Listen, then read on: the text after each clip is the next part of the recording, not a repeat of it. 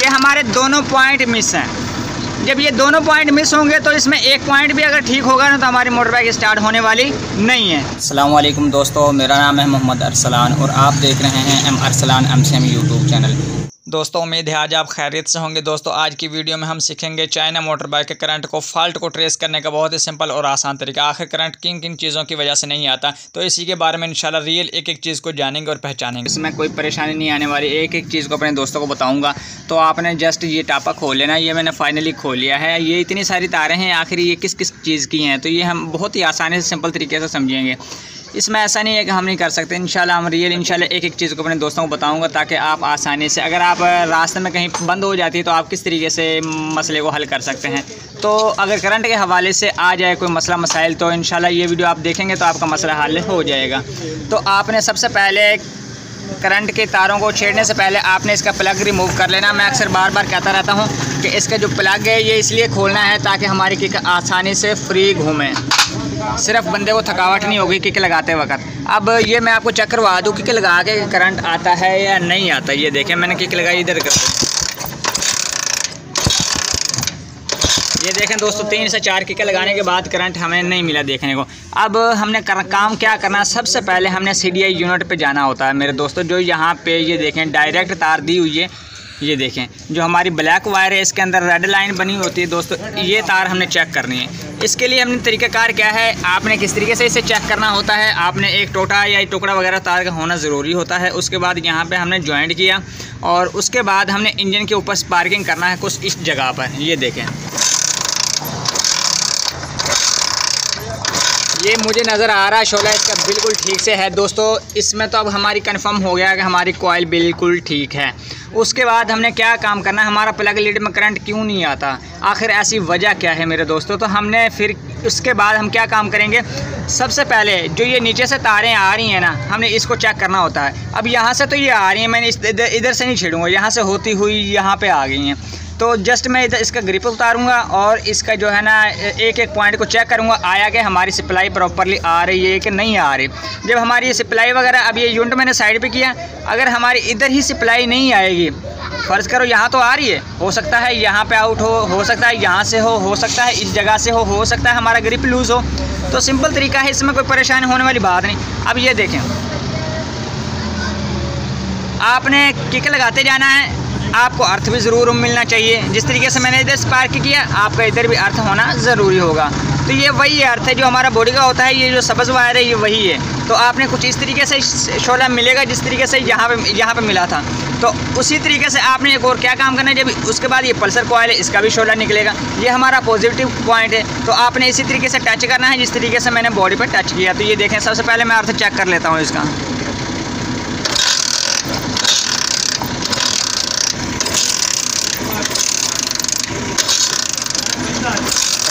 ये देखें दोस्तों यहाँ पे मुझे शोला नहीं मिला देखने को। कहने का मकसद है जो हमारा अर्थ का पॉइंट है वो हमारा गायब है। मसलन यहाँ से होता हुआ आ रहा है लेकिन यहाँ पे नहीं आ रहा, फॉल्ट तो हमारे सामने आ गए। ये तो इतना मुश्किल काम ही नहीं है। उसके बाद दोस्तों दूसरा पॉइंट मैं चेक करूँगा, ये वाला जो हमारा पल्सर कॉइल का नीचे से आ रहा है। ये देखें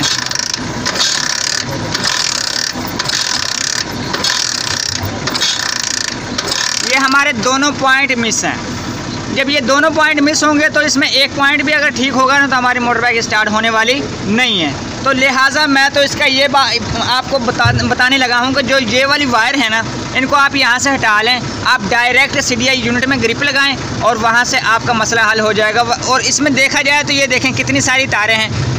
अर्थ इसलिए नहीं ले रही है गाड़ी क्योंकि यहाँ से भी ये टूटा हुआ, ये देखें ना जो मैंने सप्लाई आपको चेक करने का तरीका बताया वो यहाँ से टूटा हुआ। ये देखें यहाँ से, ये तो हमें पता लग गया यहाँ से टूटा हुआ, लेकिन इधर से अंदर से तो नहीं ना पता लगा हमें। उसके बाद दोस्तों ये जो पल्सर वाले जो कॉइल है ये हमें क्यों नहीं बता रही कि ये ठीक है या नहीं है। इधर से भी ये डैमेज है, ये देखें आपको नज़र आ रही होगी जो पल्सर कॉइल के नीचे से आ रही है तार ये वाली, यहाँ से भी डैमेज है। तो लिहाजा अभी हम इसको यहाँ से हटा लेंगे, उसके बाद हम इसकी जो है ना तारें लगाएंगे आपस में। उसके बाद देखेंगे इसमें करंट हमें देखने को मिलता है या नहीं मिलता। बहुत सिंपल तरीका है। ये देखें ये मैंने तारें सारी साइड पे की, आपने परेशानी ख़त्म कर लेनी है आपने इस तरीके से।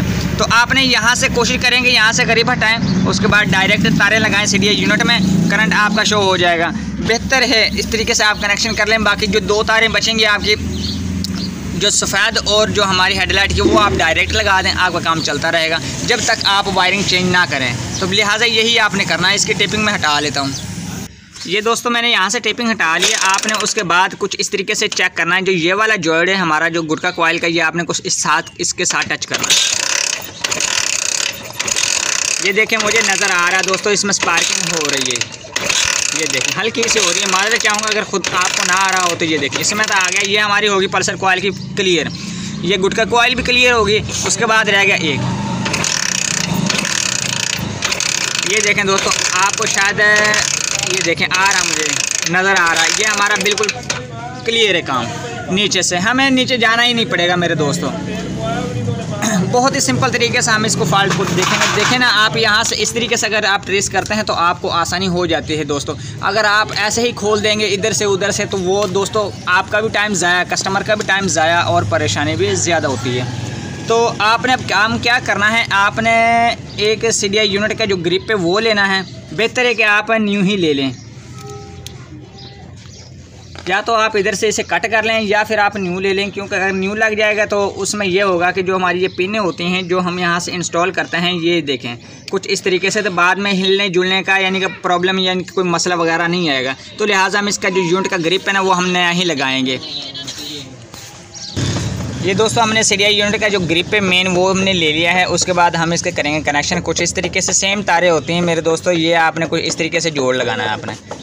ये कंफर्म हो गया है मेरे दोस्तों। उसके बाद हम इसकी जो पल्सर कॉइल की तार है ये वाली लगाएंगे, जिसको हम छोटी कॉइल भी कहते हैं, जो हमारी मैग्नेट के रिलेक्टर के साथ लगी हुई होती है वहाँ पे। तो ये हमने यहाँ पे जोड़ लगाया। उसके बाद दोस्तों हमने क्या काम करना है, जो ये हमारा पॉइंट है ये हमारा होता है बॉडी अर्थ का। ये वायरिंग में भी एक ही दिया हुआ होता है और ये सेम ही होता है। तो आपने इसके जोड़ यहाँ पे लगा देना है। इसके सेम तारें हैं, कोई इतना मुश्किल काम नहीं है।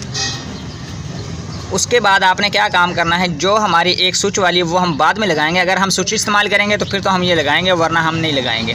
तो उसके बाद जो ये है ब्लैक तार, इसके अंदर है खट्टी यानी कि लकीर लगी हुई है, इसके अंदर यानी कि पीले रंग की लकीर है। ये इसको हम कहते हैं जो आउटपुट निकलता है, यानी कि CDI यूनिट से बाहर आउटपुट निकलता है। तो आपने CDI यूनिट कुछ इस तरीके से लगाना।